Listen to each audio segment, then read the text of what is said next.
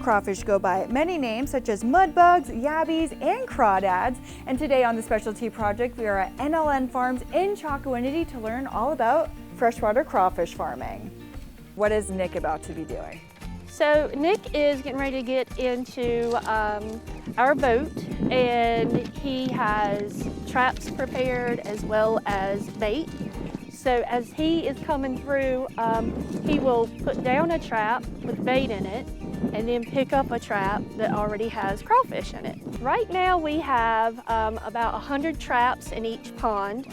Our ponds average around 10 acres in size. So the reason why these have that stovepipe top on it is if there's too many crawfish in the pot, they will start fighting with each other and eating each other. And the other key point of that stovepipe is if the oxygen level gets too low in the pond, they can still get out of the trap and breathe air. Nick, so we just saw you harvest the crawfish. What is the next step? So the next step would be we bring all of our catch from each pond to this table here. This table makes our life a lot easier. We dump our ungraded crawfish, fresh out of the pond onto this section here.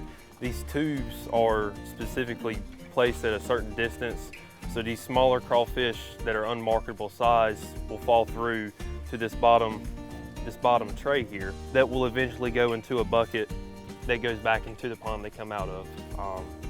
Those smaller crawfish will then, once back in the pond, they'll continue to grow, and in hopes we'll catch them again at a larger size so we can sell them. Once the smaller crawfish are graded here, the excess bait is picked out. They then get dumped to this tray here on the other side. Here we'll double check and make sure every crawfish that goes in the bucket is marketable size. What would you say is the most difficult part about harvesting or farming crawfish? I would definitely say predicting harvest, because these crawfish will have a mind of their own one day, and you might catch 100 pounds, you might catch 10 pounds. They're very temperamental. The weather, it could be anything from weather to moon phase to a rain event that could inhibit the trapping quantity. And that I would say that's one of the hardest things is predicting what you're going to catch and planning for the week. All right, Nick, so what are we doing now with the crawfish? So now we're taking all of our crawfish that we've graded down at the ponds, bringing them up to our purge system. These nozzles spray water mist on them.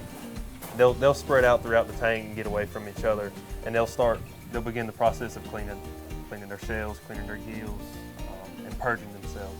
Natalie, so NLN Farms is very special in that it's one of 8 crawfish farms in North Carolina. What does that mean to you, and how has that journey been? It's been really great. While we only have 8 farms, we try to really work collectively, help each other out, and we're really a tight-knit family. I do believe currently we are one of the largest here in North Carolina, and the only one here in Beaufort County. Natalie, thank you so much for having us today. Thank you for coming. And make sure to come back to Hello E&C every week to discover unique jobs to make E&C a destination to be.